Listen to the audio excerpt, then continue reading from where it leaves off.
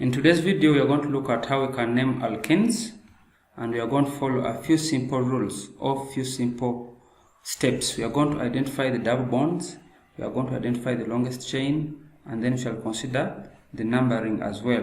So let's look at a few examples of common alkenes or simple alkenes and how we can come up with their names. So let's look at this first one. The first thing is to identify the longest chain, and we shall realize that the longest chain actually has 1, 2, 3, 4, 5 carbon atoms, and because there are 5, that will be pent.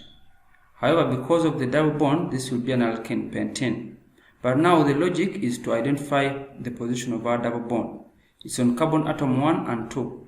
If you name from right to left, you will find that it's on carbon atom 5 and 6, but we shall maintain the lowest number.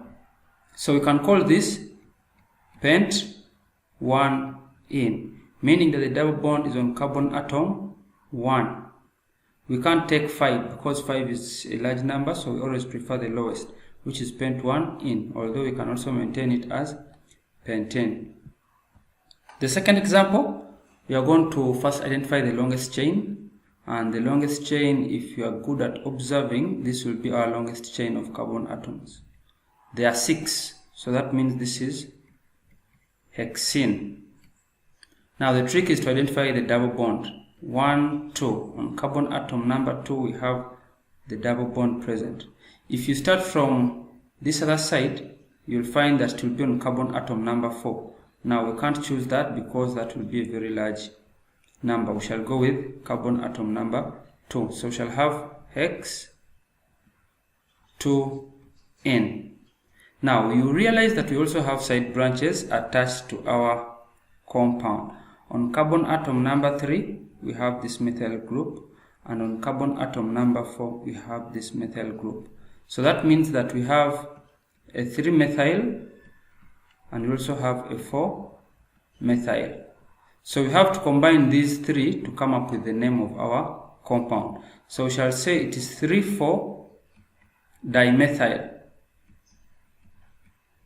hex 2n, meaning that we have on carbon atom number 3 and number 4 we have a methyl group, and on carbon atom number 2 we then have our double bond. So this will be the name of our compound, 3,4-dimethyl hex 2n.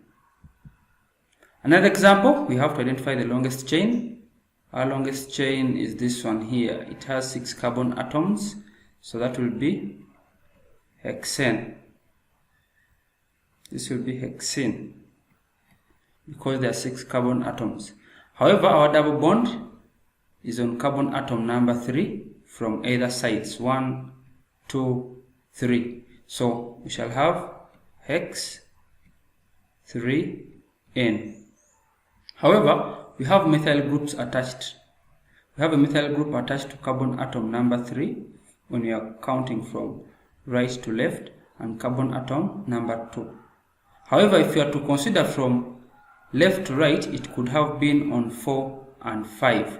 But now when you compare 4 and 5 with 2 and 3, these ones are smaller. So we shall take the ones with lower summation of the numbers. Here we have 5, while this side we shall have 9 if we add the 2.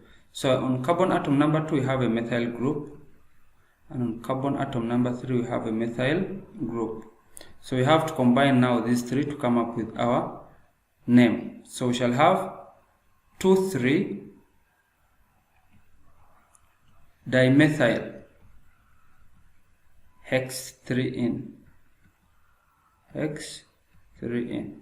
So this will be the name of our compound.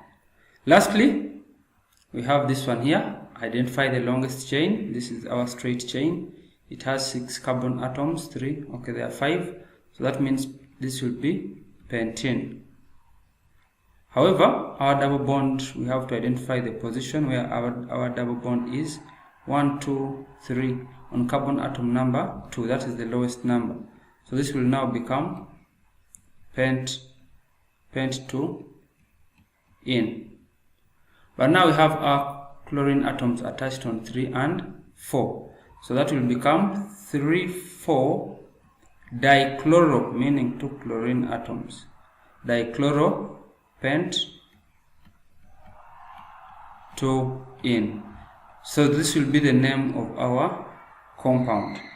So that's how we come up with the chemical names of these alkenes using some 4 or 3 basic rules. Feel free to like, share and comment so that you support me in one way or another. Stay safe.